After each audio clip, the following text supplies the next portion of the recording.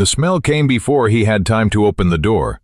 Jack Cole paused on the porch, his hand on the latch, his boots dusty, and just stood there. Because that smell hadn't been there in 7 years, maybe 8, he'd stopped counting.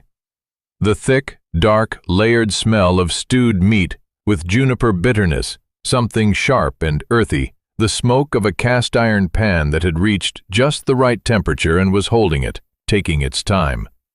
Not the kitchen smell of a bachelor ranch, where meat was fried in lard until crisp or eaten cold straight from a rag. This was a different smell. The smell of a house where someone lived and knew what they were doing. Jack removed his hand from the latch. Behind him, a July afternoon in Texas, 1886. The sky over Palo Pinto County hung copper white, bleached dry, stripped of both blue and will. The sun stood unsympathetically high, and the ground beneath it cracked, not settled, but cracked like a cracked porcelain plate with a dry, short sound when stepped on. Jack had been in the saddle since 4 in the morning. He'd circled the north pasture, then the east, then the north again, because that's where Henry lay, the 3-year-old bull he'd planned to sell in the fall. Henry wasn't lying. Henry was dead. Bloated, glassy-eyed, with flies already doing their thing, taking their time. The stream in the northern section dried up 3 weeks ago. The grass crunched under the hooves as if it wasn't there at all, just yellow ash pretending to be grass. Jack rode into the yard, tied Molly to a post by the barn, took off his hat, wiped his forehead with the back of his hand, and only then did he smell it. He raised his head. He looked at the house. A thin thread of smoke was rising from the chimney, even, calm, unhurried. A thread like that only happens when the fire is small, faithful, and long burned. Not the fussy fire of a man trying to cook something quickly. A fire that knows it has time. He walked up onto the porch, opened the door. The scent hit him harder, wet now, oniony, something herbal he couldn't name, but vaguely reminded him of... what? His mother? No, his mother had died when he was 11. Something older than his mother. Something from a time when he didn't yet know the world could be so cruel. Jack walked through the hallway, stopped at the kitchen door. There was a woman standing at his stove. She stood with her back to him, wearing a linen apron that belonged to her, light beige, with a dark stain near the pocket, clearly not one of his own. Her hair, dark red, almost chestnut, was hastily piled up, a few strands escaping and lying along her neck.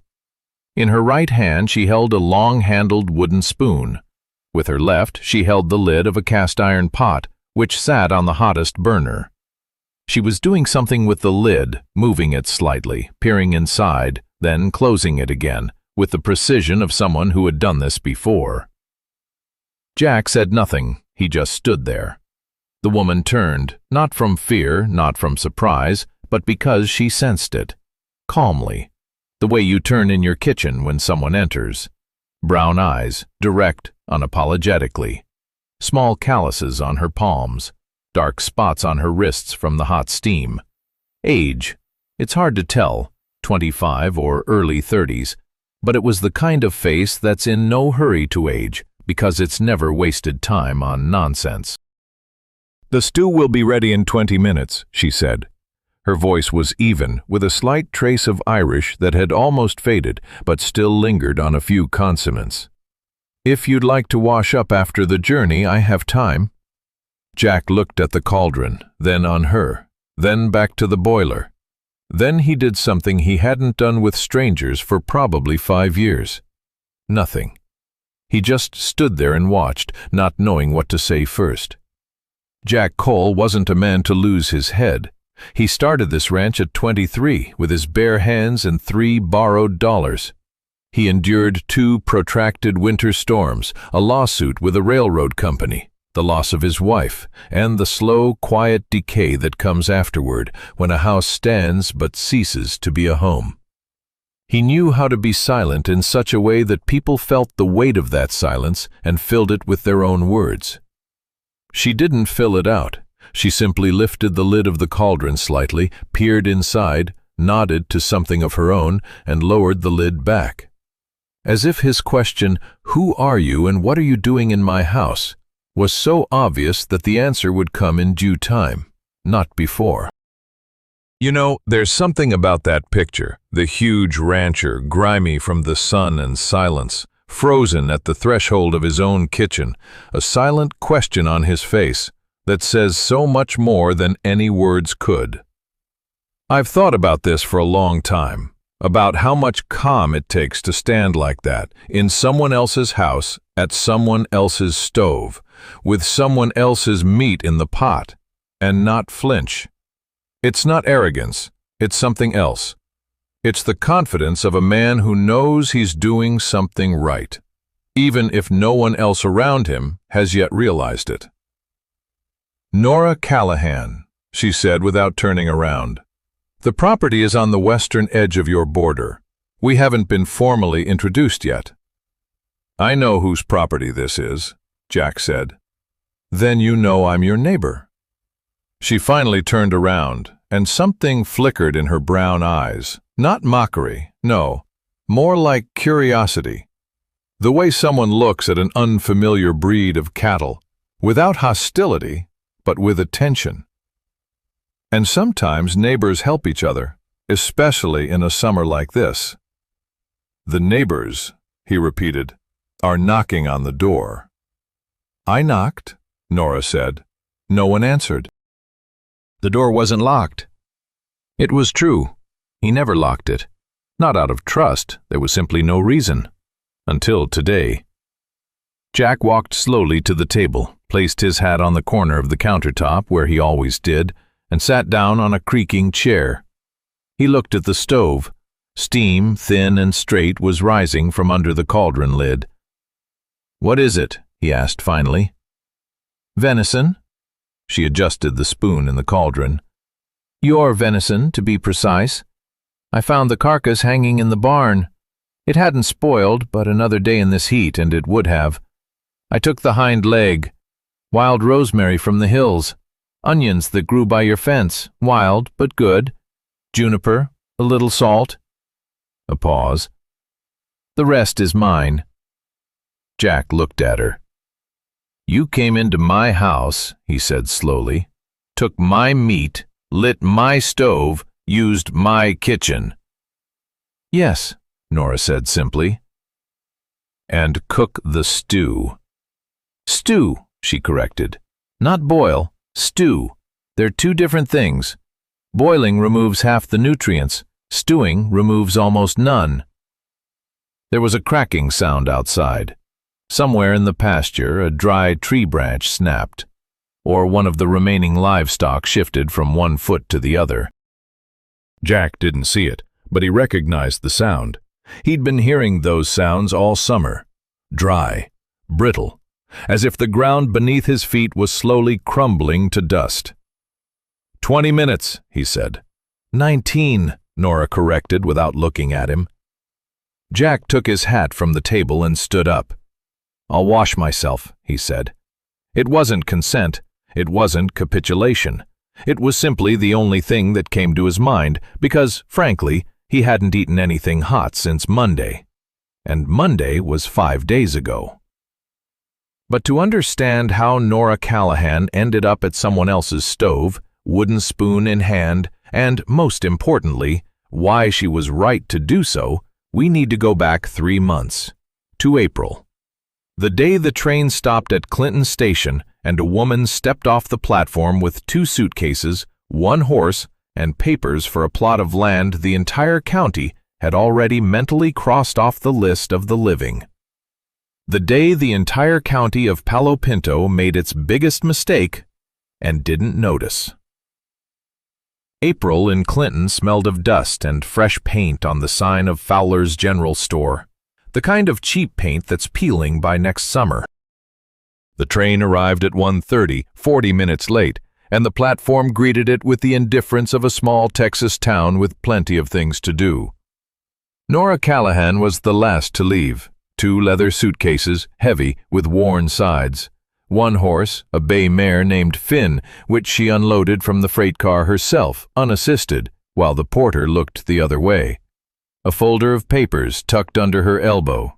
And one more thing which she carried separately, a cast-iron pot with a lid tied with rope to keep it from rattling on the road. Not a small one, one that weighed so much that a normal person would have asked for help. Nora didn't ask.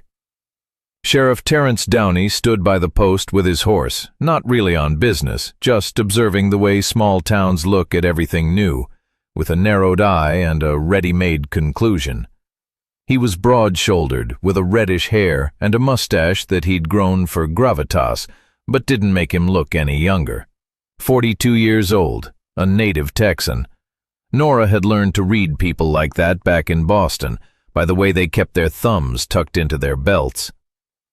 "Miss Callahan?" he said, not moving. "Mrs.," she corrected without stopping.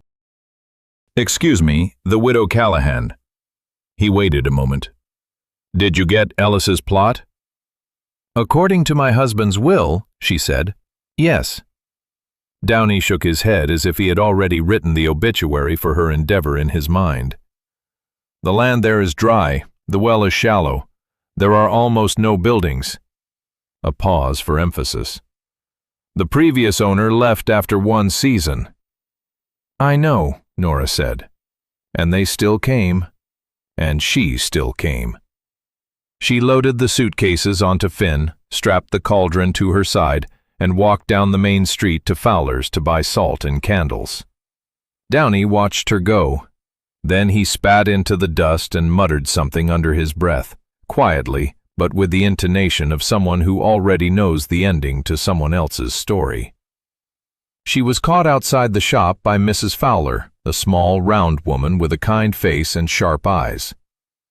"Are you going to Ellis's place?" she asked with that special warmth that conceals pity.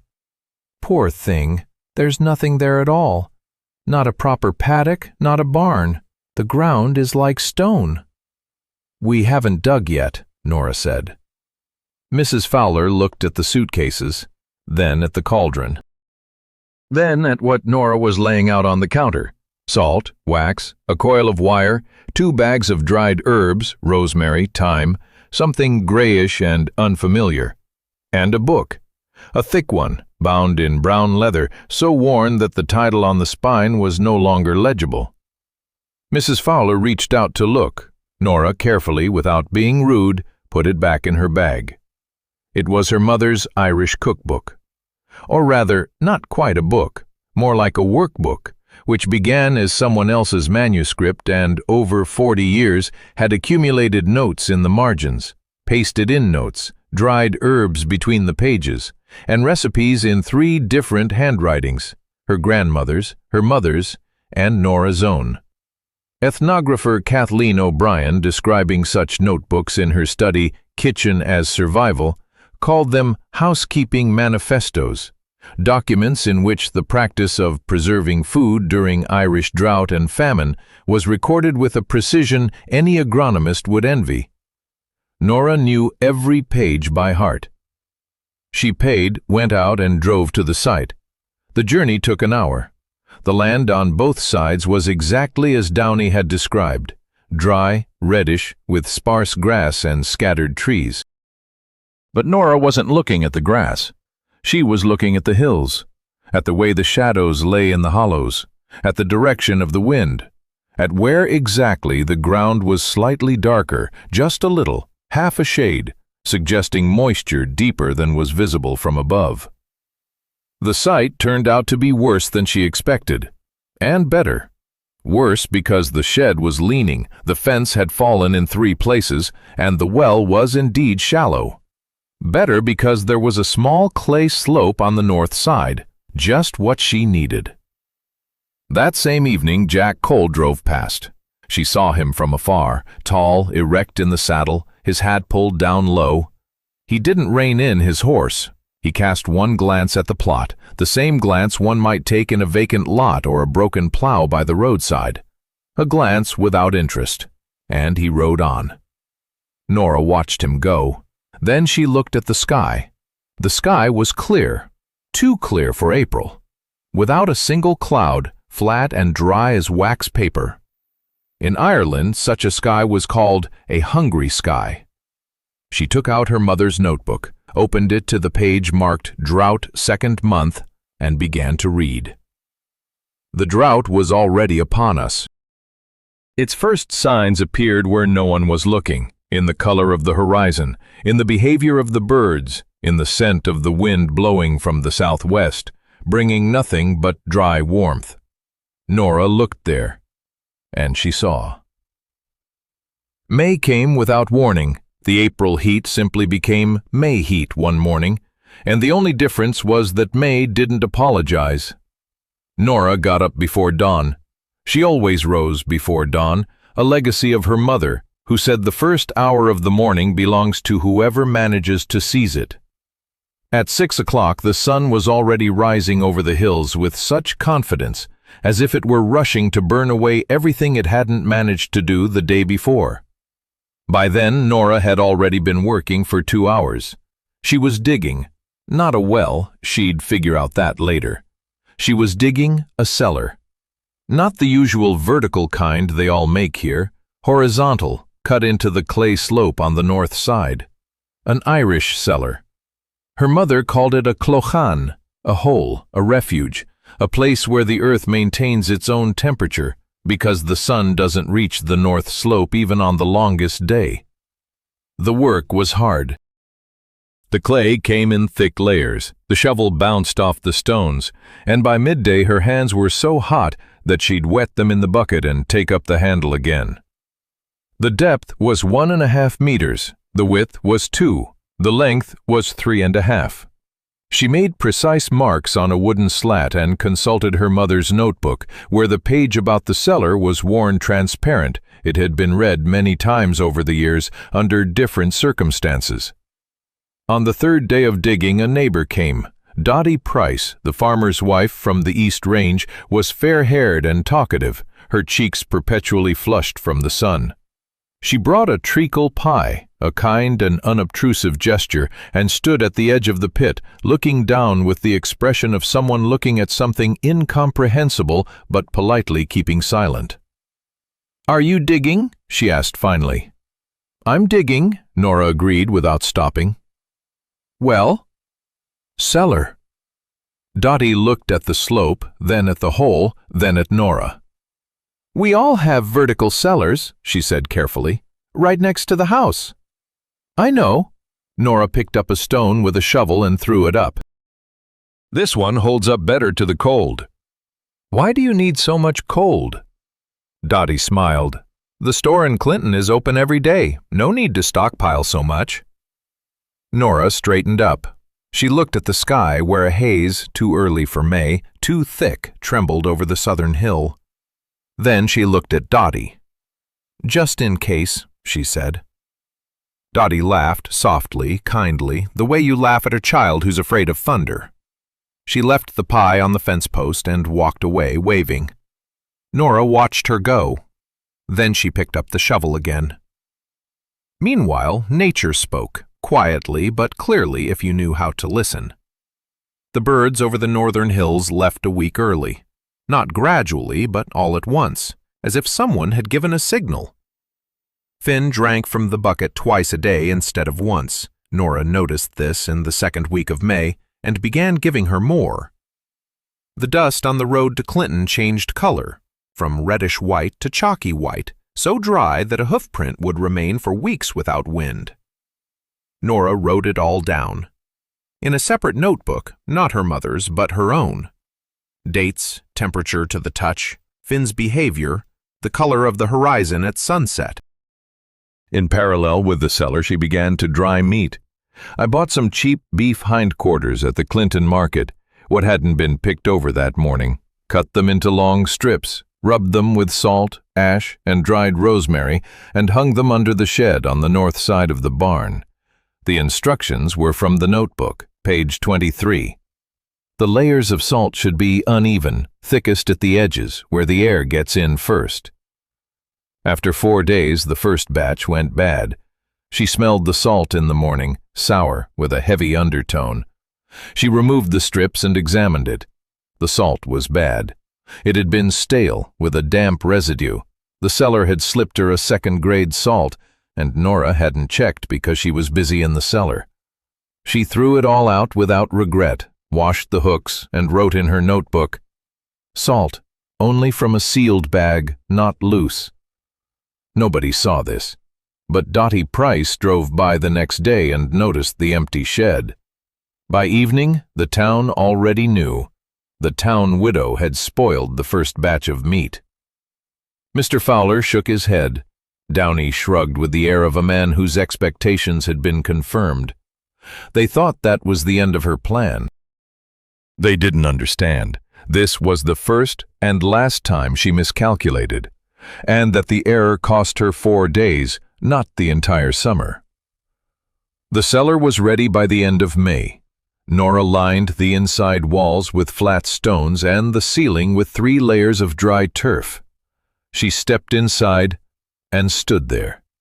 The temperature inside was 8 degrees lower than outside.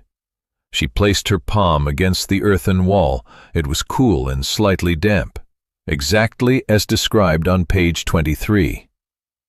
Outside, May was ending. The sky above Palo Pinto was white and still. Not a cloud, not a hint. Nora closed the cellar with a wooden lid she'd made herself from old fence boards and went to prepare dinner. Tomorrow she'd start the second batch of curing, with the right salt. June brought not rain, but paper. It lay on a fence post on the morning of the first Tuesday of the month, folded in 4, weighed down by a stone to keep it from blowing away, though there was no wind. Nora unfolded it, standing right by the fence without entering the house. It was written neatly, without coarseness, in the formal handwriting of someone accustomed to having their papers read carefully. We hereby notify you that the structure erected on the northwest property line is partially located on Cole Ranch land. We request that said structure be removed within 10 days. For questions, please contact Manager William Harper. Nora read it twice, folded it, put it in her apron pocket. The structure was a smokehouse. She'd built it a week ago at the very edge of the property, on the northern slope, because it had the right draft and the shade lasted longer. She'd measured the boundary according to the documents 3 times with rope and pegs. By her calculations, the smokehouse was on her land. By someone else's calculations, it wasn't. Harold arrived that same day in the afternoon. Tall and wiry, with skin the color of an old saddle and the manners of a man accustomed to speaking on behalf of others, but with pleasure, he stopped his horse at the fence without dismounting. "Did you receive the paper?" he asked. "Got it," Nora said. She was sharpening a knife by the porch, methodically, using circular motions on the whetstone. She didn't stop. 10 days is a sufficient period." "Sufficient for what?" she asked. Harper narrowed his eyes slightly. "To remove the building." "The building is on my land," Nora said. "I measured it according to the documents. If Mr. Cole has different documents, I'm ready to verify them, in front of witnesses." Harper paused. The horse shifted from foot to foot. "Mr. Cole is not accustomed to being argued with on such matters." "I'm not arguing," Nora said. "I'm suggesting we check. These are 2 different things." Harper left.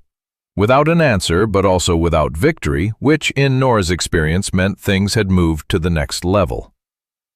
The next level arrived 3 days later, in person. Jack Cole appeared in the morning, without a steward, alone, on the same dark horse Nora had seen in April. He dismounted at the fence, tied his reins to a post, and approached the gate with the air of a man who has no time for preamble. Nora was in the vegetable garden. She straightened up, took off her gloves, and approached the gate from the other side. They stood on opposite sides of the fence, a low one with 3 poles, and looked at each other. The first real glance, not that fleeting April one from the saddle. He was larger than he appeared from a distance. Not bulky, he was solidly built, with that special presence of people who work hard physically and have long since stopped noticing it. His face was tanned, with sharp lines around his mouth. His eyes were gray, lighter than she expected. He looked straight ahead, without beating around the bush. "The border," he said without grieving.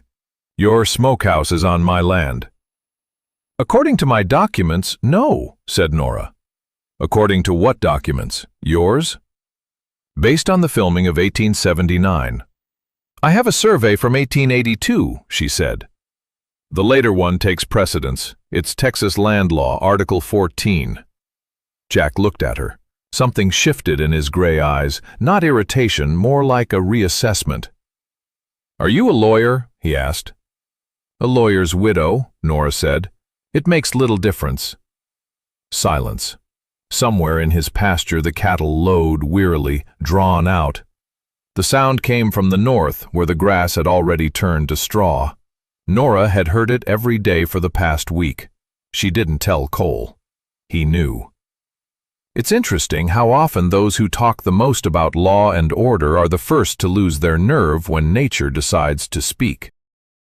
This conversation about the boundary, 3 feet of land near the smokehouse, took place against the backdrop of a dying pasture, and both knew it, and neither said it out loud. "I'll check the documents," Jack said finally. "I'd be happy to check," Nora said, "in front of the sheriff, if you like." He nodded briefly, without warmth, but also without hostility, untied his horse, and rode away. Nora returned to the garden. That same evening she wrote in her notebook. The Brazos River, according to Clem Wheatley of the mill, had dropped 2 feet in 3 weeks. Clem said it casually, outside the store, the way you talk about the weather, without alarm. No one paid any attention. Nora underlined the entry twice. That night Jack Cole closed the shutters on the north window. Nora saw it from the road, returning from Wheatley. It wasn't hot. Shutters keep out dust, or things you don't want to see. There were less than 2 weeks left before the real disaster began. It didn't start with a bang. A drought never begins with thunder. That's the difference from a storm, which at least is honest. A drought begins with silence. With waking up one morning and realizing something's wrong, but you can't put your finger on it. There are no birds. There's wind, but it carries no scent. The sky is blue, and that's precisely what's wrong. Because in July there should be at least a few white clouds hovering over Texas. And there haven't been any for 23 days.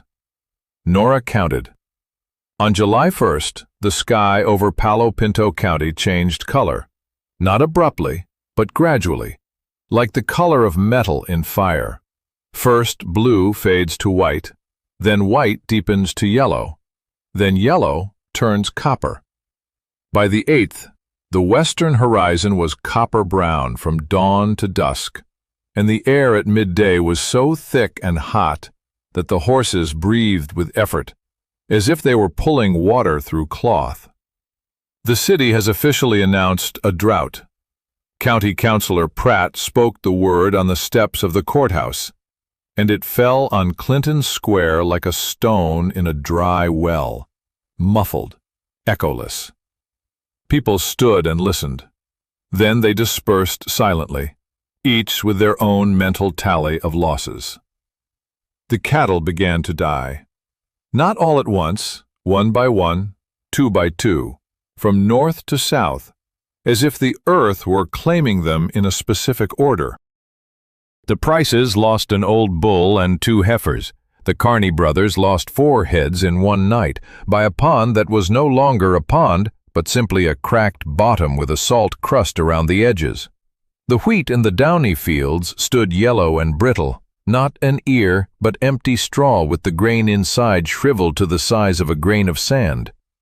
Historian Harold Stevens's dissertation, The Great Texas Drought of 1886-1887, Agricultural and Social Consequences, documents that in just one summer, Palo Pinto County lost more than 40% of its livestock. Farmers without reserves were ruined before the fall. Those with reserves lost half, and almost no one was prepared because the last major drought had occurred 30 years earlier, and 30 years is plenty of time to forget and convince oneself it won't happen again. The first casualties at the Cole Ranch came in the 3rd week of July, 3 heads, then another. Jack found them at the northern edge of the pasture, where the stream finally disappeared underground, leaving behind only a damp strip of dark clay, which also dried out by evening.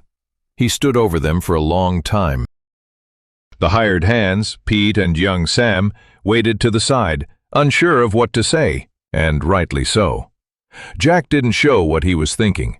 He rarely did. But Pete later told Sam that the owner sat by the corral until 2 o'clock that night, simply sitting on an overturned bucket, smoking one cigarette after another, looking at the cattle, still standing. Counting. Calculating how much water they'd need, how much food they'd have, how many days it would last. The math didn't add up. And there was a fire burning on Nora's property. Small and smooth, the chimney wafted that same thread of smoke that Jack would see 3 weeks later and not immediately recognize. Nora worked until dark every day.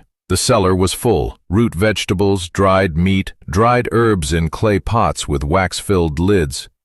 She'd set up a dew collection system by the barn. Slanted tin sheets removed from the old roof funneled down to a barrel. Every morning the barrel would fill a little, not much, but steadily. Finn drank from it first. The garden held up. Not all of it. The potatoes were gone, planted too shallow. But the onions, planted deep, were reaching. The pumpkin, which Nora had shielded from the sun with removed boards at the height of the day, was producing fruit. Small, unsightly, but firm. Dottie Price drove by one morning and stopped at the fence. She stared at the garden for a long time in silence. Then she said, "How are you holding up?"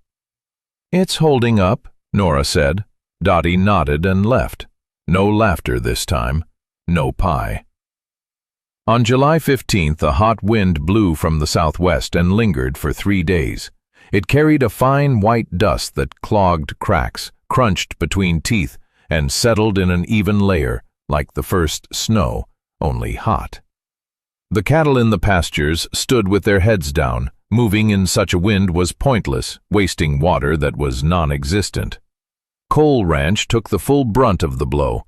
The wind blew from the north, from the exposed side where Jack had no grove or relief, only open pasture and a slanted corral, its planks held together by old nails. One section was blown out during the first night. The cattle, 15 head, had wandered off in the dark, and Pete and Sam rounded them up until dawn, in the dust and wind, with lanterns that went out every 10 minutes. Jack was mending the fence alone, silently. Nora heard the hammer blows from the north side, heavy, even, angry. Her smokehouse was up and running. The cellar maintained its temperature. The dew collection system was working. As Cole's ranch creaked and cracked under the impact of the first real wave of drought, a rush of hot air swept through Nora's outbuildings at full speed. For a second, everything froze. The sheet metal on the shed rattled. The cellar lid rose and fell back, and Finn gave a short, anxious neigh. Then it became quiet. Everything stood still. And then, on the 4th day, when the wind finally died down, the sound of hooves came from the road.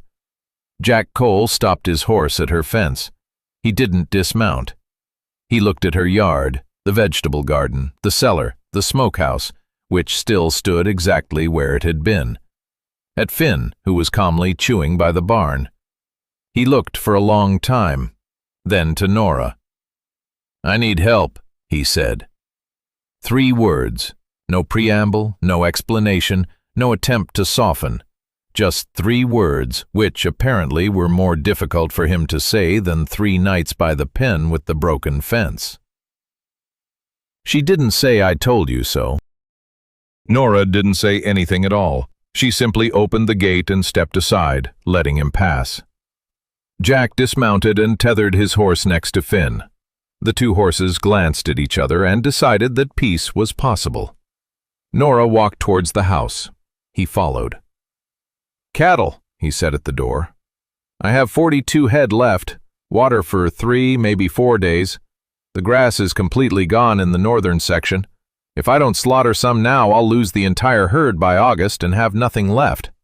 If I do slaughter them, I need to preserve the meat. It won't last even a day in this heat." Nora poured water into 2 glasses and placed them on the table. She remained standing. "How many heads are you planning to cut off?" she asked. 12, maybe 15. "In how many days?" 2, 3 maximum." She nodded. She walked over to the shelf where her mother's notebook stood and opened to page 27. It was marked with a piece of leather cord. She placed it on the table in front of him. The page was densely covered in small handwriting, with numbers in the margins and drawings. A cutting diagram, a layering diagram, a cellar diagram. Jack watched. He read slowly, unhurriedly. It was unexpected. She thought he'd glance at it and put it aside. No, he read carefully, like one reads a contract. "Ash and salt in layers," he said finally. "Not on the outside, but inside the cut." "Yes, the ash retains moisture and prevents the outside environment from getting in. The salt works on top. Together, the meat can be preserved for up to 6 weeks without ice." "Where is this from?" "Ireland, the famine of 46. My grandmother survived in part because she knew this method." Jack looked at her, then back at the page. "I need a cellar," he said. "You don't have time to dig a cellar." "I know." "You can use mine," Nora said. "There's room there now. If you bring the meat here, I'll show you how to pack it." Jack slowly looked up. His gray eyes were busy, just as they were when he was reading the page, weighing, calculating, checking. Accepting help from the neighbor with whom he'd stood on opposite sides of the fence 3 weeks ago, 3 feet of ground beneath the smokehouse, this required a distinct internal effort, one he didn't show, but one Nora could read in the way his jaw was set. "I'll pay," he said. "No need," she said. "I'll pay," he repeated. His tone didn't change, but it wasn't rude. It was the attitude of a man who doesn't take things lightly. Nora understood the difference. "Okay," she said. She pulled out the cauldron, the very one she'd brought from Boston, and set it on the stove. While it was heating, she explained, "The meat must be braised in batches before being stored in the cellar. Don't fry it, don't boil it. Braise it slowly, over low heat, in its own fat, with rosemary and juniper added. This kills what starts working in the heat. It seals the fibers. Braised and properly stored meat in a clay cellar at a constant temperature keeps differently than raw salted meat, longer, more reliably, and doesn't change its flavor so much that it's edible." Jack listened. He didn't interrupt. Nora rarely explained. Most people don't listen well to explanations. They wait for a pause to interject. Jack Cole simply listened. It was unexpectedly pleasant, and she tried not to dwell on it too much. "Where do you get your rosemary?" he asked. "From the northern hills, wild. There's a lot of it there. Nobody collects it because they don't know it's good for anything." "I thought it was a weed." "Almost everything useful is initially mistaken for a weed," Nora said. Jack looked at her with that expression she was beginning to recognize. Neither agreement nor objection. Work. He was considering something. She didn't know what, and didn't ask. The cauldron heated up. Nora placed the first piece inside, a small, tentative one. The fat sizzled, and the aroma rose immediately, thick and warm, with the bitterness of juniper. Jack looked at the cauldron with the expression of a man who has seen something familiar for so long that he's almost forgotten what it means. She didn't ask. Later. Or never. It's his business. They agreed. Pete and Sam would deliver the first batch of meat tomorrow morning. Nora would show them the packing herself. The cellar held enough with room to spare. Jack stood up and picked up his hat. Then, from the road, came the hurried clatter of hooves, uneven, agitated. Tommy Price, Dottie's 13-year-old son, burst into the yard, covered in dust and red-faced. "Mrs. Callahan!" he shouted from the saddle. "Mom's fallen! Heat stroke! Dad's in town for water! There's no food in the house! She won't get up!" Nora was already taking the apron off the nail. Jack, to his own surprise, judging by his face, said, "I'll harness it." The journey to the Prices took 20 minutes on a normal day. It was 15 that day. Jack was driving fast, and Nora didn't ask him to slow down. She held a basket on her lap, a jar of broth in a covered jar, wrapped in cloth to prevent spills, a piece of dried meat, 2 onions, and a handful of dried rosemary. Tommy rode ahead, glancing back every half-minute to check if they were following. We were driving.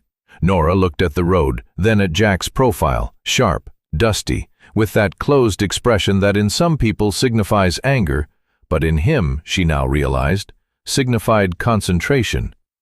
He drove confidently, without unnecessary movements. The horse obeyed without prodding. "Have you known the Prices for a long time?" she asked. 8 years, he said.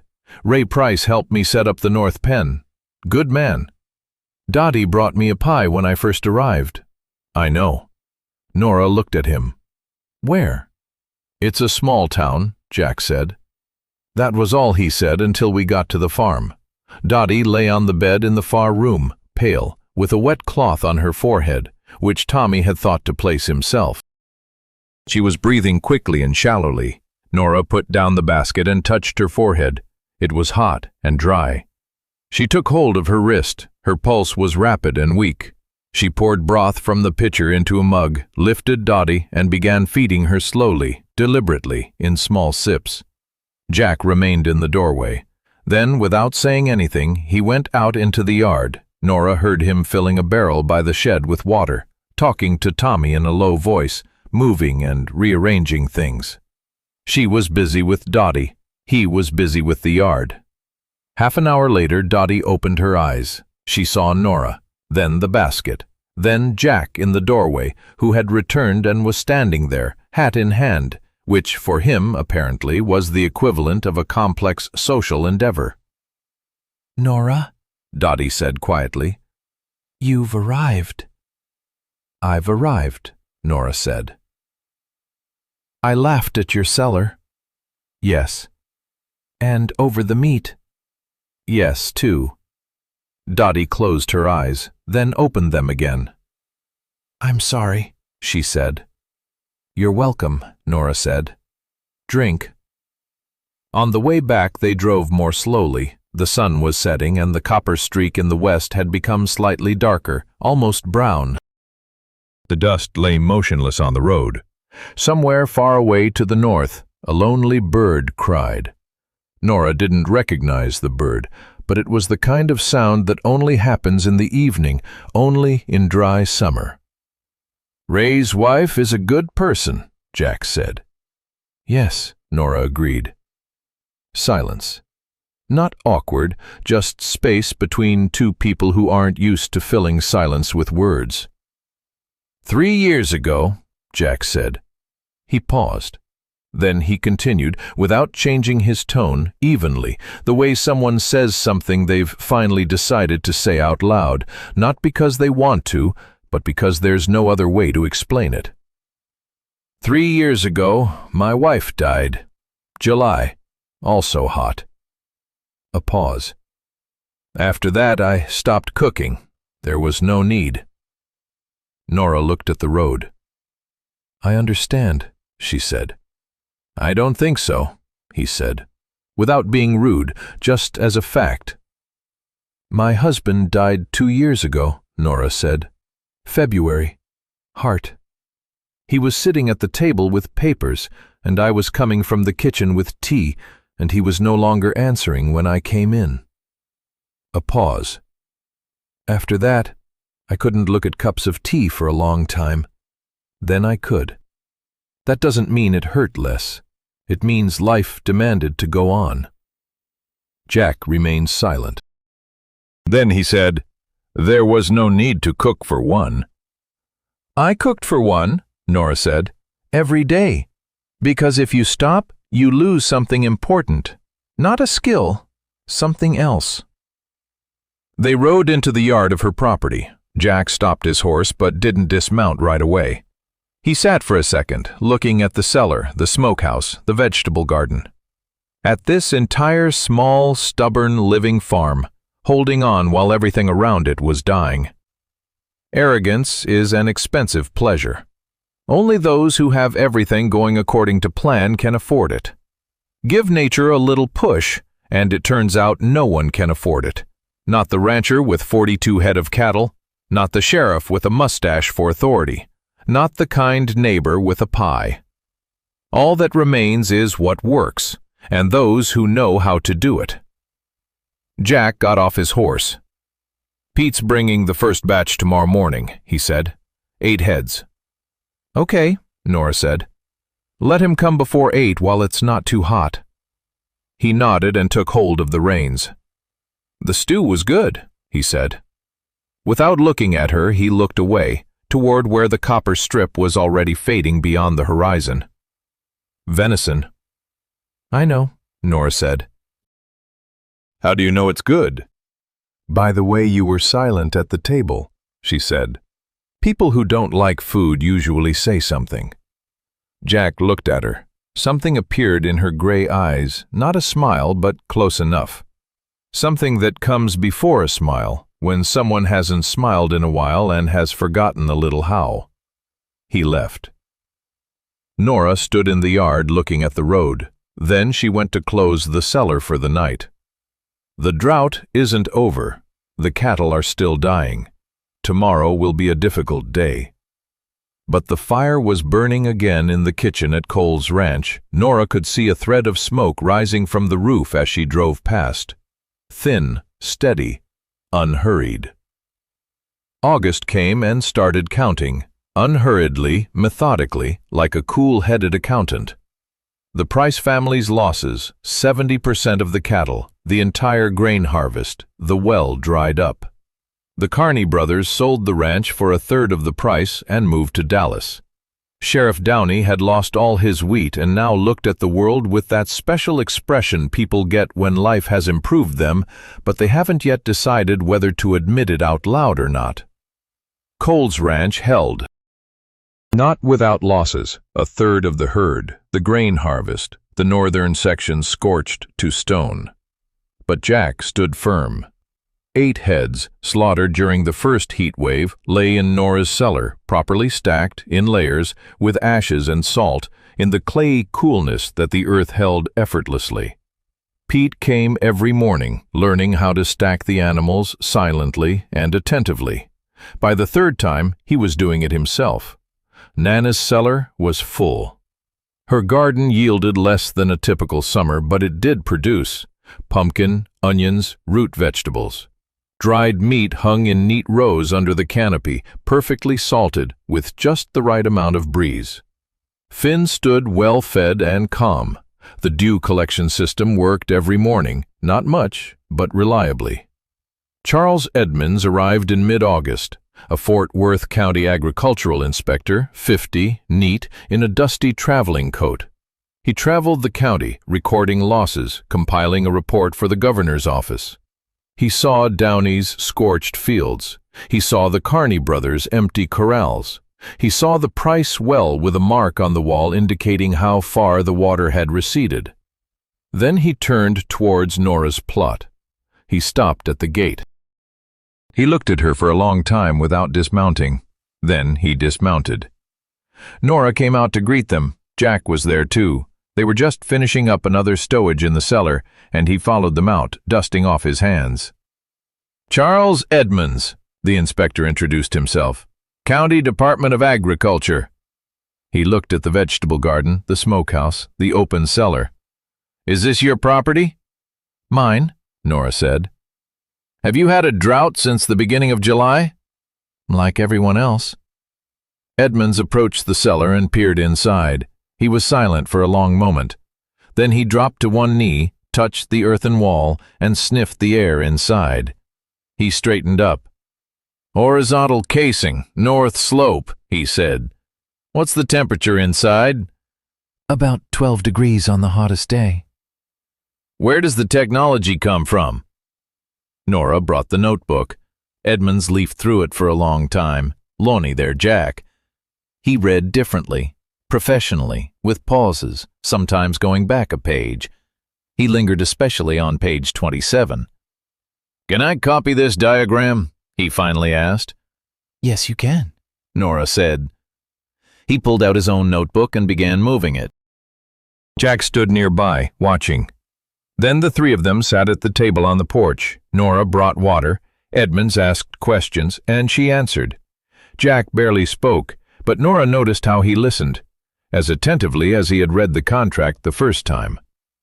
Years later, the drought-tolerant storage method described in the mother's notebook would be included in a Texas A&M College field manual titled Dry Season Practices. Edmonds would mention the Palo Pinto County site in his report without naming it, just as an example. But that would come later. Now Edmonds closed the notebook, stood up and shook Nora's hand, firmly, as one would shake the hand of a colleague. You saved a significant portion of what could be saved, he said. There are only a few examples like that in this district. After he left, Nora and Jack remained on the porch. The sun was setting in the west, no longer coppery, a little softer. The August heat was still there, but it had the first weariness, the first hint that summer wouldn't last forever. Jack looked at the road. You knew this would happen, he said. Not a question, but a statement. I knew it could happen, Nora said. That's enough to prepare. Where? The sky, the birds, the river. She paused. Mother taught me to look, not at what I have, but at what I'm starting to miss. Jack nodded slowly. Then he stood up, taking his hat as always from the corner of the table. Come tomorrow, he said at the threshold. I have cattle that need to be butchered before the heat sets in. I'm short on hands. Nora watched him go and thought, sometimes the hardest thing isn't surviving, it's letting someone see you do it. The summer of 1887 was ordinary. The word normal was pronounced with such gratitude by the people of Palo Pinto County as if it meant something more. Clouds were moving over the hills as expected. The Brazos River had risen to its normal summer level. The grass in the pastures was not thick, but it was vibrant, green and real, so much so that the cattle grazed on it effortlessly and gained weight. Cole Ranch has changed, not on the outside. On the outside everything remained the same paddocks, the same house of darkened planks, the same hills on the horizon. What had changed was inside and around it. At the northern slope, where there had once been only a clay slope, there now stood a cellar, horizontal, neat, with a hinged wooden lid. Pete had built it in October, using plans from a notebook, with Nora as foreman. Jack watched, came over occasionally, once took a shovel and dug himself, silently, for half an hour, then handed it back. There was a fire burning in the kitchen. Every day, not just when necessary, but simply because. Pete learned to make stew, coarse, simple, but hot. Sam once brought home a piece of pork from the market and didn't know what to do with it, so Jack, after standing over it for a minute, did something he'd long since stopped doing. He picked up a knife and started cutting it himself. Nora came on Tuesdays. Not every Tuesday, every other Tuesday, sometimes every other. It wasn't an agreement, it just happened that way. She'd bring something from her cellar, he'd give her something from his ranch. They worked side by side, he on his, she on his, sometimes together. They didn't talk much, but what they did say was to the point and without unnecessary details. One day in June, Dottie Price came in with her daughter May, a serious-looking 14-year-old girl with a pencil behind her ear. May wants to learn, Dottie said. How to dry and store. I don't know how to do it properly myself, you saw. Nora looked at May. May looked back, directly, without affectation. Come on Wednesdays, Nora said, in the morning. May nodded and took out a pencil. She turned out to be a better student than Nora had expected. She wrote down everything, not just recipes, but also observations. How the meat's color changed when braised correctly, how much salt per pound at different humidity levels, the smell of oak ash versus pine ash. A month later, she was drying her own meat, and Nora just watched. At the end of August, Nora took out her mother's notebook. She held it in her hands for a long time, feeling the familiar weight, the familiar scent of old leather and dried herbs that fell from the pages every time she opened it. The tattered spine, 3 handwritings in the margins. So many years, so many hands. "Take it," she said to May. May looked up. "This is your mother's," she said. "I know." Nora placed the notebook on the table between them. "It was written to be read and added to. You've already started adding to it." A pause. "By the next dry summer you'll know more than me, because you'll have what my mother knew, and what I know, and what you'll discover for yourself." May took the notebook, carefully with both hands. Jack stood in the doorway. He'd come to do something and happened upon this scene. He stood there for a moment. He left without saying anything, but Nora saw him stare at the notebook in the girl's hands, with the expression people get when they realize they're looking at something important, but can't quite put a name to it. Nature is cyclical. Nora's grandmother knew this in Ireland, when the famine of '46 passed, leaving behind a scorched earth and a handful of people who survived not because they were stronger, but because they knew what to do. Her mother knew this when she wrote in the margins of her notebook in tiny handwriting, not for herself, but for the next person. Nora knew this when she stepped off the train in Clinton, a pot in her hands and a sky that was already too clear for April. The drought of '86 has passed. But the next one was already forming somewhere, beyond the horizon, in the movement of the air, in the behavior of birds, in the color of the sky over the southern hills on a particularly dry day.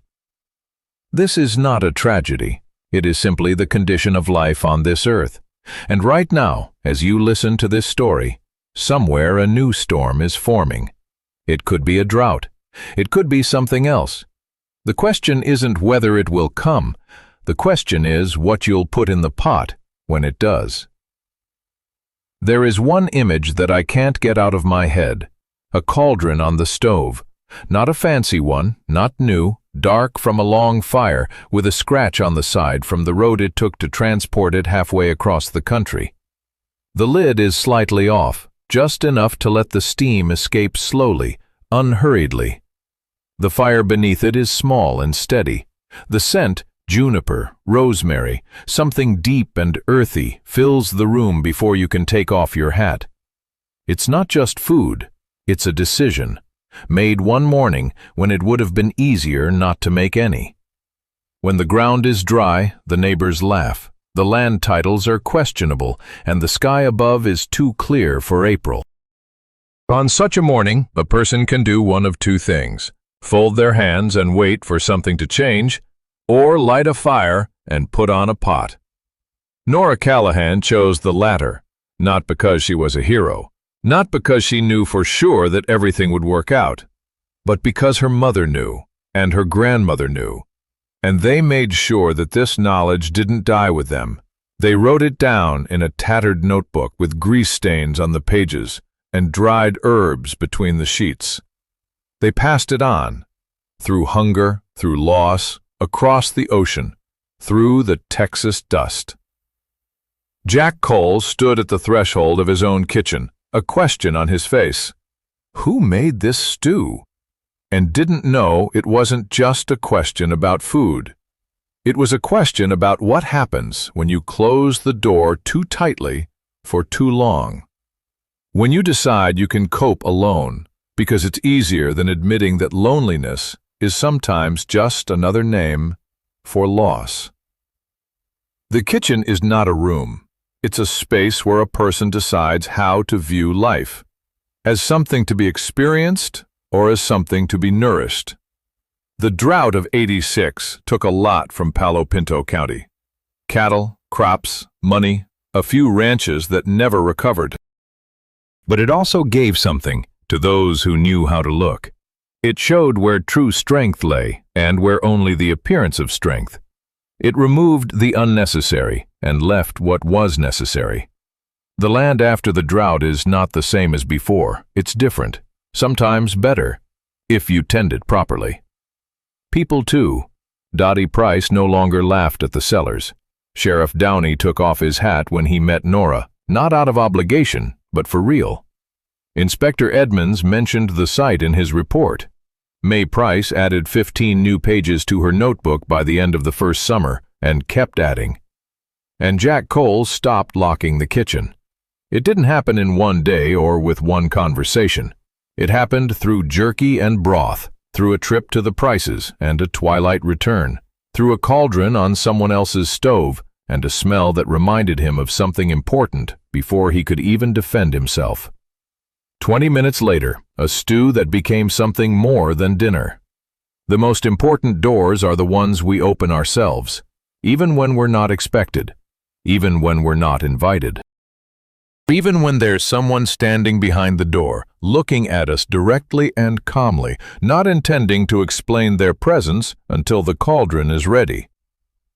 Nora Callahan walked into a strange kitchen with a wooden spoon and a cast-iron pot. She didn't ask permission because she knew that sometimes the best thing you can do for someone is simply feed them, without asking if they want it, without expecting thanks. Just turn on the fire, put in the meat, add rosemary and juniper, and let it simmer. 20 minutes. Sometimes 20 minutes is enough to change what seemed immutable. If this story about a woman who was underestimated, a man who had to relearn how to trust, and the land that always takes but always gives, chunted with you, subscribe. And let us know in the comments what's on your stove right now, or what you'd like to see there. We read everyone. See you in the next story, and remember, the most important doors are those that we open ourselves, even when we are not expected.